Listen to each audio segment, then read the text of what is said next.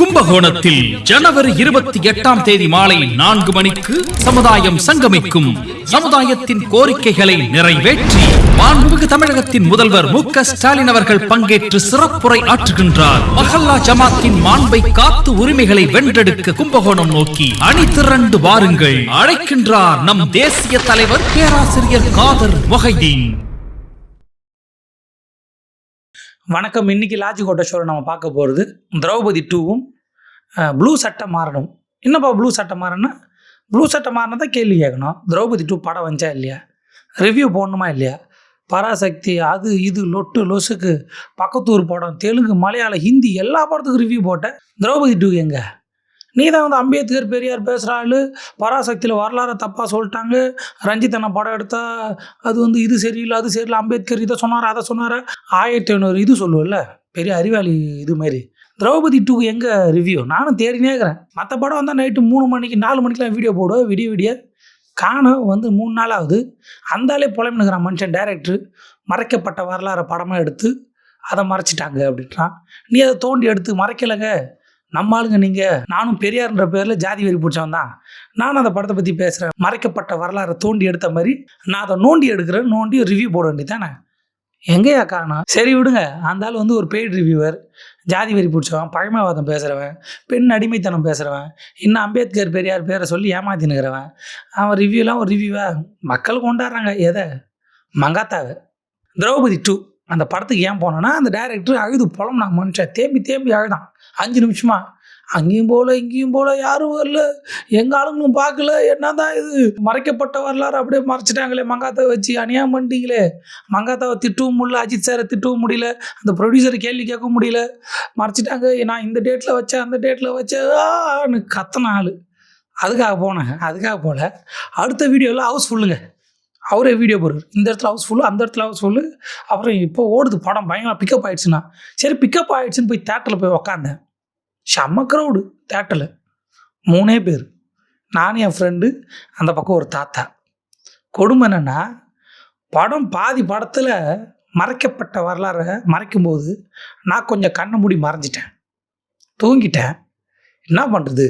நல்ல பிரியாணி சாப்பிட்டு படத்துக்கு போனேன். சாப்பிட்டதுக்கு அதுமா அப்படியே தாலாட்டு பாடுற மாதிரி இருந்துச்சு. நான் தான் தூங்குறேன்னு பார்த்தா பக்கத்தில் இருந்து தாத்தா கொரட்டை விட்டு தூங்குறாரு. அந்த கொரட்டையில் ஏந்திச்சேன். படத்தில் கூட எந்திரில.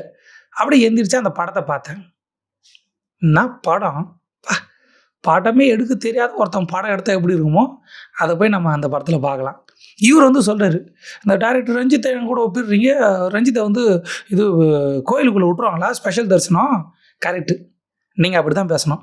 கோயிலுக்குள்ளே ஸ்பெஷல் தரிசனம், அப்புறம் புளியோதரை, உண்டை சோறு, பிரசாதம், அதான் பேசணும். சினிமா பற்றிலாம் நீங்கள் பேசக்கூடாது. டைரக்டர் ரஞ்சித் என் அளவுக்கு படம் எடுப்பாரா, எழுதுவாரா அப்படிலாம் கேட்கக்கூடாது. கோயில், பிரசாதம், உண்டை சோறு, திண்ணை, தூக்கம், இதெல்லாம் தான் பேசணும். இந்தமாரி நல்லா துண்டு தூங்குற ஒரு படம் எடுத்தால் எப்படி இருக்குன்னு போய் பார்த்தேன். நான் துண்டு தூங்கிட்டேன். கொடுமை என்னென்னா, நல்ல டைரக்டர்லாம் ப்ரொடியூசர் கிடைக்கல, இவருக்கு வந்து கிடச்சிருக்கு.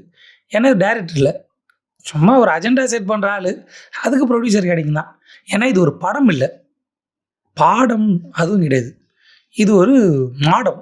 நல்லா சாப்பிட்டு மாடத்தை தூங்கினா எப்படி தூக்கம் வருமோ அந்த மாதிரி அந்த படத்துக்கு போனால் தூக்கம் வரும். சத்தியமாக தூங்கிட்டேன், நான் போய் சொல்ல. படம் பார்த்தவங்களுக்கு தெரியும். நீங்கள் வேணால் பாருங்கள், படத்துக்கு போங்க, மதியம் சாப்பிட்டு போங்க, தூங்கலாம் என்னை வந்து கேளுங்க. அப்படி ஒரு தூக்கம். அந்த தூக்கத்துலேயும் ஒரு கண்ணில் படத்தை பார்த்தேன். படத்தோட ஆரம்பத்தில் கதைக்கு போயிடலாம். படத்தோட ஆரம்பத்தில் ஹீரோ வந்து ஒரு இது வாத்தியார், அவர்கிட்ட வந்து சொல்கிறாங்க, நான் நிலத்தை விற்க போனோம்பா, நம்ம நிலத்தில் எடுத்து வக்புவார் எடுத்து கொடுத்துட்டாங்க, அங்கே கொடுத்துட்டாங்க, இங்கே கொடுத்துட்டாங்க, நம்மளை ஏமாத்துறாங்க, ரெஜிஸ்டர் பண்ண முடியல, காலங்காலமாக நம்ம நிலத்தை திருடிட்டாங்கப்பா அப்படின்னு கத்துறாரு. உடனே ஹீரோ வந்து போய் கேட்குறாரு, என்னன்னு கேட்குறப்ப அது ஒரு சைடில் போயினே இருக்கும்போது சம்மந்தமே இல்லாமல், இப்போ அதுதான் கதை நினச்சேன். அதில் சம்மந்தமே இல்லாமல் 2 அக்கா வருது. முள் புதாரில் போனால் அந்த 2 அக்காவில் ஒரு அக்காவுக்கு என்னமோ ஆயிடுச்சுன்னு சொல்லிட்டு அது தங்கச்சி ஓடி வந்து ஹீரோ கிட்ட சொல்லுது. ஹீரோ இந்தமாரி எங்கள் அக்காவுக்கு என்னமோ ஆயிடுச்சு, வந்து என்னென்னு பாருங்கள் அப்படின்னா ஹீரோ போய் பார்க்குறாரு. பார்த்தா தான் தெரியுது, அந்த முள் புதாரில் அந்த அக்காவுக்கு பைத்தியம் முடிச்சிச்சு. பைத்தியம் பிடிச்சி என்னமோ சொல்லுது அந்த அக்கா, இந்தமாரி நான் யார் தெரியுமா, நான் தான் இது, நீ தான் என்னோடய புருஷன், போன ஜென்மத்தில் நான் உனக்காக தான் வெயிட் பண்ணியிருந்தேன் இந்த முள் புதாரில், கதையை கேளுன்னு அந்த அக்கா வாண்டடாக கதை சொல்லுது. இவங்களும் நின்று கதையை கேட்குறாங்க. நிலம் வக்புவாரியும் அது அந்த பக்கம் போயிடுச்சு. இப்போ இங்கேருந்து கதையை பிடிக்கிறாரு. ஹீரோ பிறக்கிறதுலேருந்து ஆரம்பிக்கிறாங்க கதையை.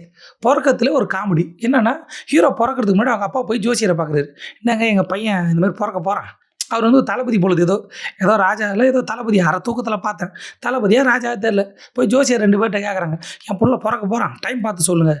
அவர் வந்து இந்த டைமில் பிறந்தா சீக்கிரமாக செத்துருவான், ஒரு 2 நிமிஷம் கழிச்சு பிறந்தா ஆள் வந்து ஓஹோன்னு வருவான், எம்ஜிஆர் மாரி வருவான், அதனால் 2 நிமிஷம் கழிச்சு பிறக்க வைங்கன்னா அவங்க அம்மா காதில் வந்துச்சு. ப்ரெக்னென்ட் ஆகிற ஹீரோட அம்மா காதில் வந்துச்சு.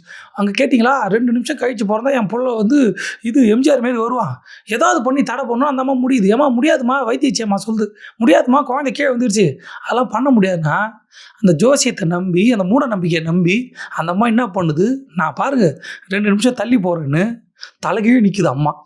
கர்ப்பிணி பெண் தலைகீழ் நின்று அந்த பிரசவத்தை தள்ளி போடுறாங்க. ஆச்சரியப்பட்டு போயிட்டேன், என்னடா இது, ஒரு ஜோசியத்தை நம்பி ஒரு அம்மா இவ்வளோ ரிஸ்க் எடுக்குது, குழந்தையும் பிறக்குது, கரெக்டாக அந்த 2 நிமிஷம் கழிச்சு பிறக்குது, அந்த 2 நிமிஷம் ஷார்ப்பாக பிறக்குது.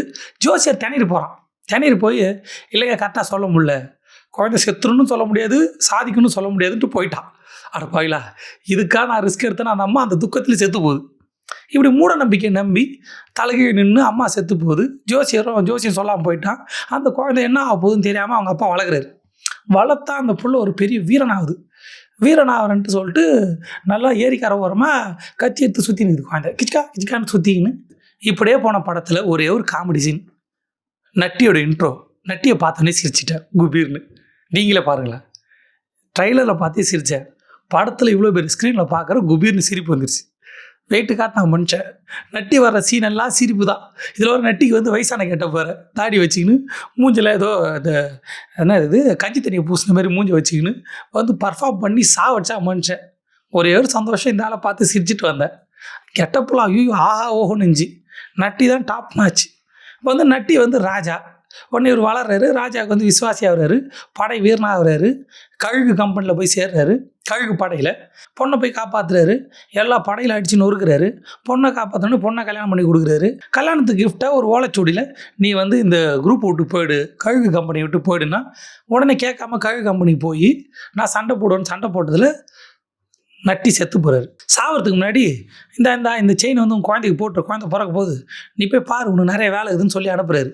இவர் என்ன பண்ணுறாரு, ஐயோ ராஜா செத்துட்டாரு, படை வீரர்லாம் தற்கொலை பண்ணிக்கினாங்களே, ராஜா செத்துட்டாரு, என் பொறுப்பு தான் ராஜாவை காப்பாற்றுறது, நான் அவரை காப்பாற்ற முன்னே நான் செத்துறேன், படை வீரர்லாம் செத்துட்டாங்க. ஒன்று இவரும் சாவ போகிறாரு. கழுத்தறுத்துக்கு போகிறப்ப அந்த செயின் ஞாபகம் வருது, ஐயோ குழந்தைக்கு கொடுக்கணுமே.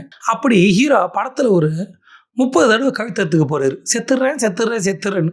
ஒவ்வொரு தடவையும் ஏதாவது தடங்கள் வருது.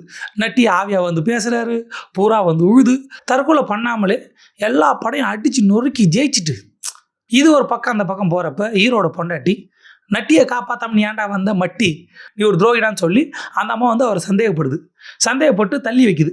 நான் மூஞ்சில் முழிக்கல, பிள்ளையும் காட்ட மாட்டேன்னு. இவர் பிள்ளையை பார்க்காம ராஜாவுக்கு விசுவாசமாக எல்லாரையும் அடித்து துவம்சம் பண்ணி எல்லாம் ஒரு ஆளை சிங்கிளாலாம் கொண்டு போட்டு அந்த டாஸ்க்கை முடிக்கிறார். ராஜா கொடுத்த டாஸ்க்கை முடித்து ராஜா பிள்ளையை காப்பாற்றி அவரை ராஜா ஆக்கிட்டு கடைசியாக அப்படியே கோயில்கிட்ட போய் நான் என்ன பண்ணுறேன், என் உயிரை தியாகம் பண்ணுறேன்னு கத்தி அப்படி வானத்தில் போட்டு நெஞ்சில் வாங்கினார். சட்டாக்கன்னு நெஞ்சில் இறங்கி மறுபடியும் சூசைடு. இப்படி தற்கொலை பண்ணிக்கிறதுனே இருப்பான்ல. அதான் எல்லாத்தையும் முடிச்சுட்டு ஆள் ராஜாவை காப்பாற்ற முடியல, அந்த குற்ற உணர்ச்சியில் செத்துட்டான் வீரன். அந்த மாதிரி படத்தில் பாதி பேர் கொலை பண்ணுறத விட தற்கொலை பண்ணி சாகிறாங்க. ஒரு அம்மாவை ஒரு 5-6 பேர் கற்பழிக்க போகிறாங்க, ஹீரோ காப்பாற்றிட்டாரு, அவன் வாசம் என் மேலே பட்டுச்சுன்னு அந்த அம்மா செத்துருச்சு. அந்த அம்மாவை சாமி ஆக்கிடுனான்ட்டான். அந்த அம்மா மேலே தப்பே இல்லை, கடத்தின்னு போய் ரேப் பண்ணுறானுங்க. அந்த அம்மா பழி ஏற்றிக்கிச்சான், வாசனை பட்டுடுச்சு, அவன் தொட்டுட்டான், நான் செத்துறேன்னு செத்து போச்சு. ராஜா வந்து அவள் செத்துட்டா அவளை கடவுள் ஆக்கிடுங்கண்ணா. ஏன்னா கொடுமை, தப்பே பண்ணாமல் பல பேர் சூசைட் பண்ணிக்கிறாங்க படத்தில். அப்புறம் வந்து அந்த படத்தில் வற்புறுத்தி மதம் மாற்றினாங்க, இதை பண்ணாங்க, அப்புறம் அவங்க வந்து மனுஷங்கரியை சாப்பிட்டாங்க. படத்தில் வருது வில்ல வந்து ஜஜாங் லொக்கேஷன் மாறிடுச்சு. என்னென்னா கரண்ட்டு போயிடுச்சு, மறைக்கப்பட்ட வரலாறை மறைச்சிட்டாங்கன்னு நான் மறைமுகமாக சொல்ல வந்தால் கரண்ட் என்ன மறைக்குது. சரி, எதில் விட்டேன், மனுஷங்கறி.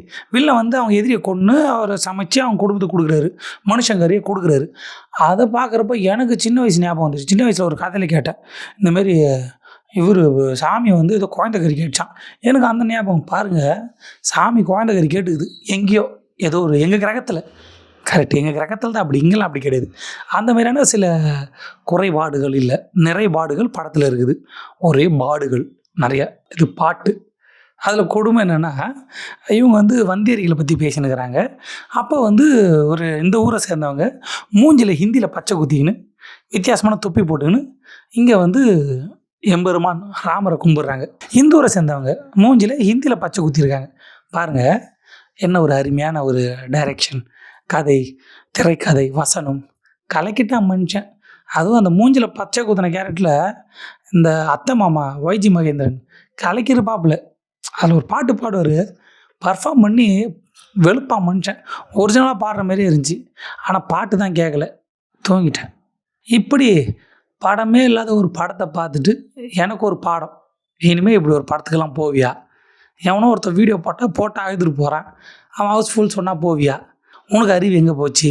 என்ன காசு நம்ம மரத்தில் காய்க்குதா? இதுக்காக பணத்தை செலவு பண்ணலாமா? என்னென்னா படத்தில் போகிறப்ப வெளியே இவங்க ப்ரொமோஷன் டீம் அந்த திரௌபதி 2 படத்தில் வர சேர் மாதிரி ஒன்று செஞ்சு வச்சுருந்தாங்க. போய் உக்காந்தேன்.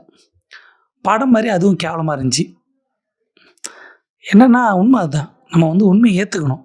மோகன்ஜி அவர் ஒரு டைரக்டர் இல்லை, அவருக்கு படம் எடுக்க தெரியல, அவர் படத்தை நமக்கு பார்க்க தெரியல, அப்படி ஒன்று வச்சுக்கலாம். மறைக்கப்பட்ட வரலாறுன்னு மதம் மாற்றம், வக்பு அதில் நிலத்தை பிடிங்கிட்டாங்க, இஸ்லாமியர் படையெடுப்பு, இதை பற்றி தான் பேசிக்கிறேன். நான் மறைக்கப்பட்ட வரலாறு சில விஷயம் கேட்குறேன். உங்கள் தாத்தா ஏன் படிக்கலை, உங்கள் அப்பா ஏன் படிக்கலை, அந்த வரலாறை சொல்லு. சூத்ரன்னா யார், அந்த வரலாறை சொல்லு. இப்படி நிலத்தை பிடிங்கிட்டான்னு ஒரு கதை சொல்கிறியே, அக்ரகாரத்துக்கு எப்படி நிலம் போச்சு, அந்த வரலாறை சொல்லு. அதெல்லாம் மறைக்கப்பட்ட வரலாறு இல்லையா? இப்போ இந்த வரலாறுக்காவது யார் எப்போ ஆண்டாங்கன்னு ஒரு டேட்டா இருக்குது.